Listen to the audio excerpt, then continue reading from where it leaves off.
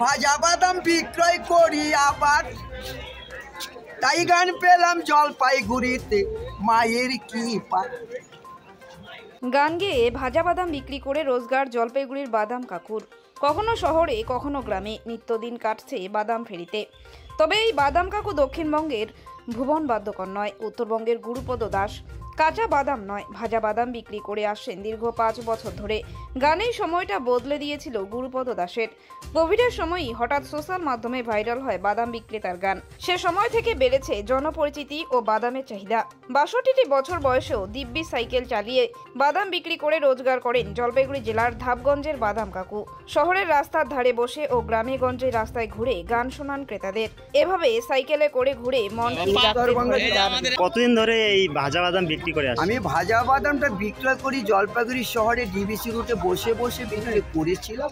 বন্ধ কারণে ওই কি বলে কোভিড আর এই সে রোগ হয়েছিল, করোনা হয়েছিল, সেই টাইমটিতে আমি ভাজা বাদাম বিক্রয় করেছি। তাই আমি ডিবি করেছিলাম ভাজা বাদাম। হঠাৎ করে একদিন যে আমার একটা মা জননী বললো, কাকু বাদাম কত করে? তাই আমি বললাম একটু মারে 100 গ্রাম মাত্র 20 টাকা দাম।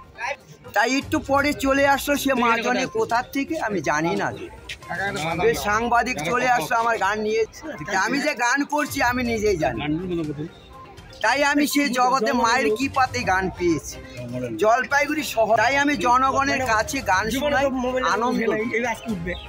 তাই জলপাইগুড়ি শহর থেকে আমি গানটি পেয়েছিলাম ভাজা বাদাম বিক্রয় করে। তাই এখন আমি গান শোনাই উত্তরবঙ্গের থেকে, জলপাইগুড়ি শহর থেকে আমি ভাজা বাদাম বিক্রয় করি। শহরে গ্রামে সব জায়গাতে আমার গানগুলো বাজারে জানি। গ্রামগঞ্জে আমি গ্রামগঞ্জে বিভিন্ন দিকে আমি এত জায়গা বলতেও পারবো, আমার জানাইও নাই। যে বর্ডার এলাকা অব্দি আছে, শিলিগুড়ি অব্দি আছে, ধূপগুড়ি অব্দি আছে আমার এই প্রচার। আমার বাড়ি ধাপগঞ্জ, জলপাইগুড়ি, কোতোয়ালি থানা।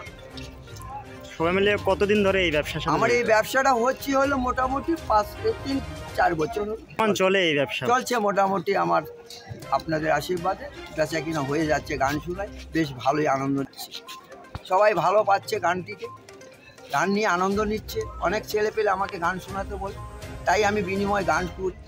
তারাই কিন্তু আমি গান জানি না, সেটা বলবো না। যে আমার বয়সটি আছে 62 বছর। নাম প্রদর সরকার, বাড়ি আমার ধাপগুঞ্জি। আবার তাই আরেকটি গান করে যে নিয়ে যান আপনি, আবার শুনেন আপনারা সকলে। তাই আমি একটি গান করে আমি আরেকটি গান করে যাই। মা গান শুনেন সকলে, হাটে এসে আছে আমার কাছে মা ধরা, যে বসে আছে পদ্মায় আসনে, গান কাছে বসে মন্দিরে, তার নামটি আবার পদ্মা দেবী। যে সাধন ভজন কাকে, তাই মায়ের আশীর্বাদে গান পেয়েছি জগতে। তাই মায়ের আশীর্বাদে গান পেয়েছি জগতে। মাকে ভালোবাসি যে, মায়ের ভূমিকা দিয়ে গান শোনাইয়ে যাই। আদর করিবে মাকে, পাবে বুঝে নিবে সকলে। তাই মায়ের আশীর্বাদে গান শুনেন সকলি। মাকে সদাই প্রণাম জানাবেন। তাই রচনা, তাই ভাজা বাদাম বিক্রয় করি আবার, তাই গান পেলাম জলপাইগুড়িতে মায়ের। কথাই আছে গানেতে, শুনে সকলে বুঝে নেবে কথার ভাষাতে।